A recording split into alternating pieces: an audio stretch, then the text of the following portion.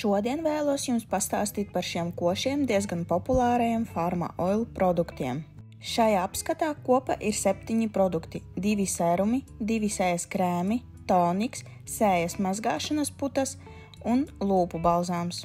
Kā arī gribu minēt, ka tie ir piemēroti vegāniem un sastāvā nav pievienotas smaržvielas. Šos 3 produktus es izmantoju no rīta un vakarā. Mitrinošu serumu un krēmu lietoju no rīta, bet šos 2 produktus, kas lieliski atjauno, atstāju vakara rutīnai. Sējas mazgāšanas putas lieliski nomierina un baro sējas ādu, lai gan smaržvielas nav pievienotas, pēc to lietošanas ir patīkams svaigums. Un pats galvenais, ka nav tas velkošas sausuma sajūtas. Sējas toniks tam sastāvā nav spirta, tāpēc tas lieliski nomierina apsārtumu. Ļoti viegls mitrinošs sējas sērums, pēc tā lietošanas āda kļuva gludāka un mirdzoša. Ideāli mitrinošs sējas krēms ātri iesūcas un neatstāj taukainu kārtu, kā arī izveido ādas barjeru. Mana āda gatava dienas izaicinājumam. Vakara rutīnai mainījies tas, ka izmantoju krēmu un sērumu ar ādas atjaunojošo efektu. Sērums ar C vitamīnu lieliski piemērots nogurušai ādai, tas cīnās ar nevienmērīgu ādas toni un tekstūru.